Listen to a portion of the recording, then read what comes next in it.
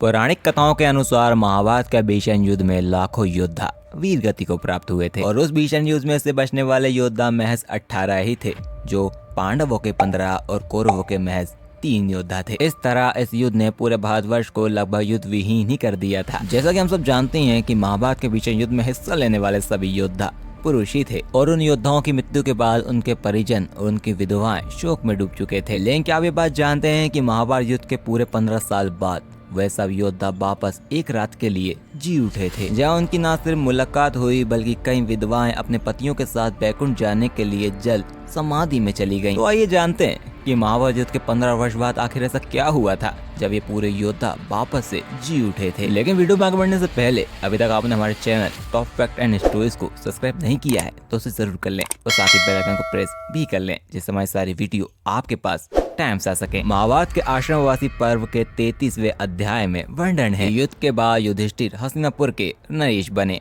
और 5 भाइयों के साथ राजकाज चलाते हुए ज्येष्ठ पिता धृतराष्ट्र, माता गांधारी और कुंती की सेवा करने लगे। से प्रसन्न धृतराष्ट्र गांधारी करीब 15 वर्ष में अपने पुत्रों के शोक से उभर ही गए थे। लेकिन एक दिन धृतराष्ट्र ने कहा, हे पुत्र युधिष्ठिर, अब हमारा बचा हुआ जीवन अब हम वन में बिताना चाहते हैं, अब हमें वन की ओर जाने दो।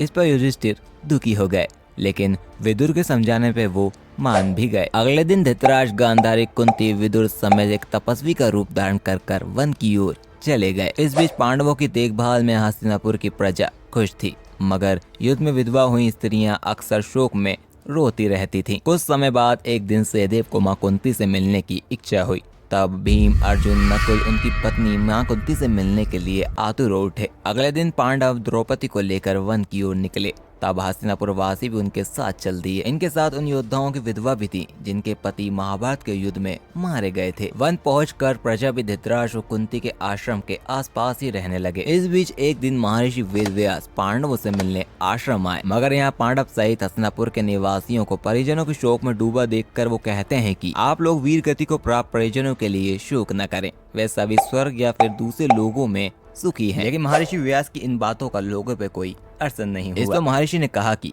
अगर आपको मेरी बातों पे यकीन नहीं है तो मैं आपको आज ही रात को आपके परिजनों से मिलवाऊंगा। तब धृतराष्ट्र और गांधारी ने अपने पुत्रों को और कुंती ने कर्ण को देखने की इच्छा प्रकट की। द्रौपदी आदि ने कहा कि वे भी अपने पुत्रों को और अपने परिजनों को देखना चाहती हैं। आश्रम गंगा तट के कुछ दूर ही था। सूर्यास्त होने से पहले महर्षि वेदव्यास सभी लोगों को लेकर गंगा के तट पर पहुंचे। फिर सूर्यास्त के बाद उन्होंने तपोबल से महाभारत में मारे गए योद्धाओं का आह्वान किया। इसके बाद एक एक करके सभी योद्धा गंगा जल से निकलने लगे और थोड़ी ही देर में भीष्म, द्रोणाचार्य, कर्ण, दुर्योधन, दुशासन, अभिमन्यु, धृतराष्ट्र के सभी पुत्र, कटोरकस, द्रौपदी के 5 पुत्र, राजा द्रुपद, धृष्टद्युम्न, शकुनी, शिखंडी आदि जल से बाहर निकल आए। इसके बाद महर्षि वेदव्यास ने धृतराष्ट्र और गांधारी को दिव्य नेत्र भी दिए, जिससे वो अपने सभी पुत्र और अपने परिजनों को देख सके। परिजनों को सामने खड़ा देख पांडव समेत हस्तिनापुर के सभी निवासी खुश हो गए। फिर सभी ने अपने परिजनों से बात की। तब जाकर विश्वास हुआ कि उनके परिजन मृत्यु लोक में सभी कष्टों से मुक्ति पाकर अपने अपने लोकों में रह रहे हैं। इसके बाद सभी के मन में भरा शोक